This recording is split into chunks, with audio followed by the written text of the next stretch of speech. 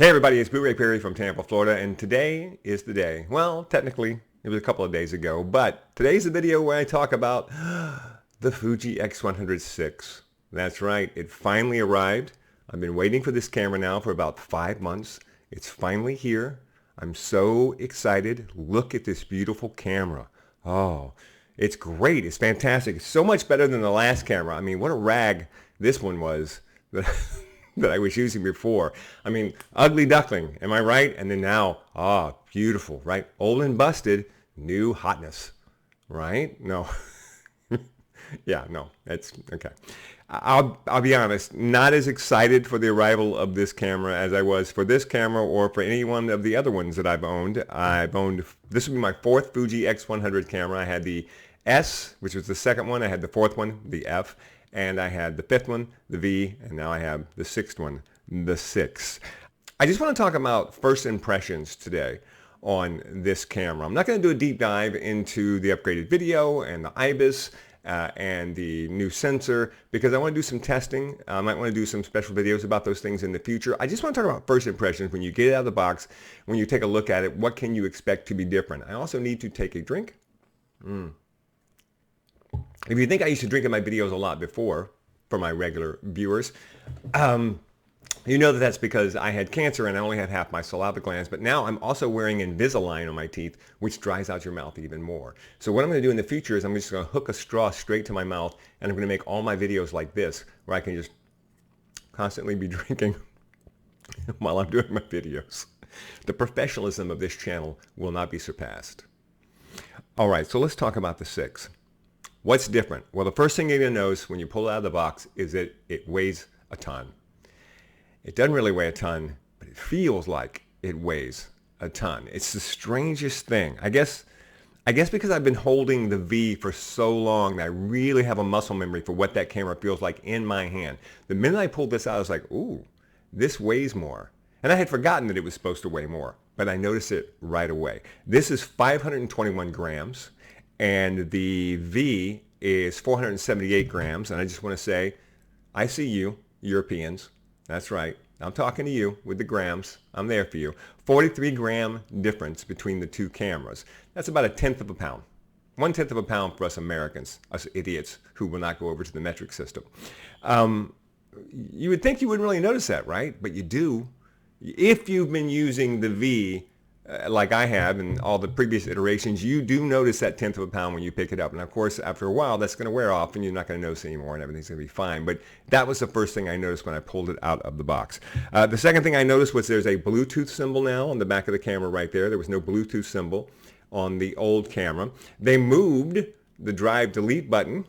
It used to be over here and now it's over here. How dare you? How dare you move the drive delete button? Here's the old drive delete button. What are you thinking, moving that button? The film plane indicator has been moved on top. See the little film plane indicator? Right there. Right? So now it's over by the hot shoe, whereas on the 5, it was right behind the Fuji label thing right there. If you don't know what the film plane indicator is, I have a video about that on my channel. So you can go check that. It's kind of cool. There's this mark on your camera and you don't know what it's for. Well, now you know what it's for. The biggest change really in terms of aesthetics is the front toggle. Look at the front toggle. Wrong camera? Yeah, no, this is the right one. So this is the front toggle on the new one, right? So here it is right here. Sorry, right here. That's the front toggle.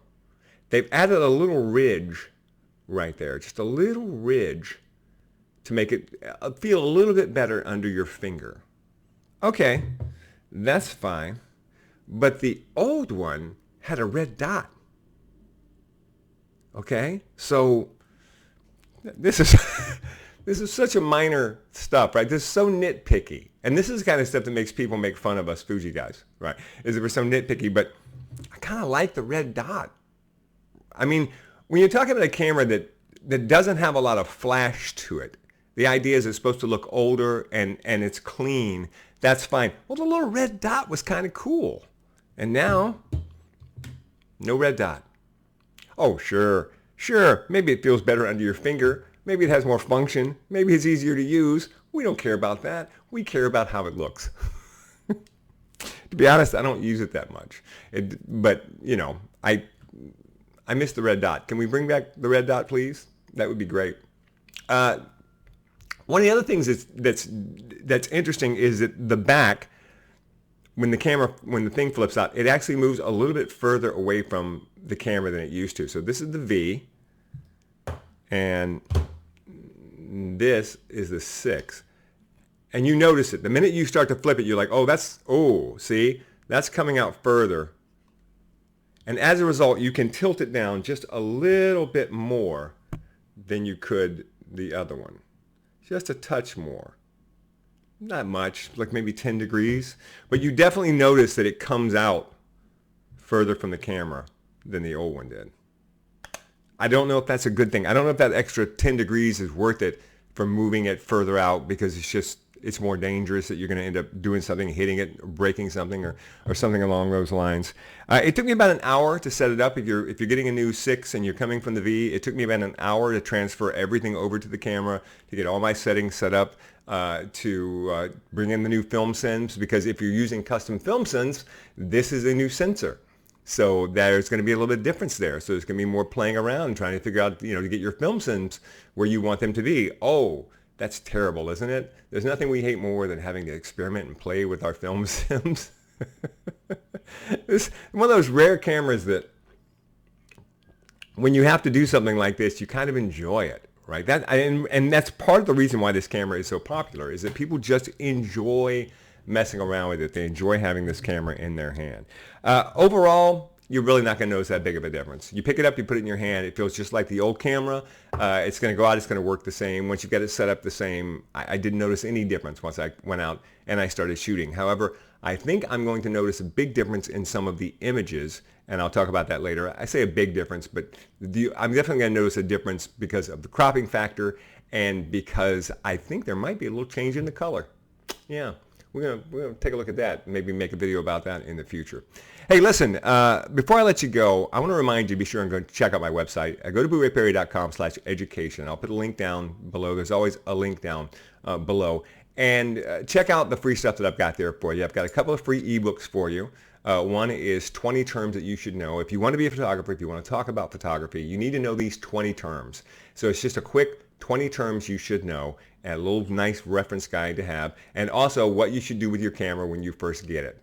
What's the first thing you should do with any new camera that you get? And these are free. And then I also have another fantastic ebook about how to work with natural light. And if you are going to be a Fuji X100 shooter, you are going to work with natural light. And this is the game changer. It really, really is. This is the difference between the person who doesn't know what they're doing and the person who does know what they're doing. And it is their ability to see light, to find light, to place a person in that light, and to photograph that light. That is key. So be sure and check this one out. There is a great discount right down below that will give you a huge discount on this. Very inexpensive. You should definitely check it out. Also, be sure and check out all of my gear.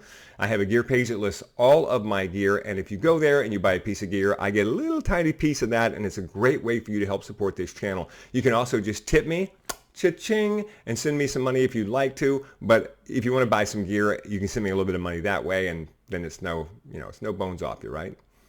Pretty sure that no bones off you is not an actual saying. I just invented that right now, and let's make it popular. Be sure and follow me. Go to Facebook. I've got a group there called Pro Photo Talk with Blu-ray Perry. Be sure and join that group, and also follow me on Instagram and on Threads. If you're not using Threads, I'm really, really loving Threads.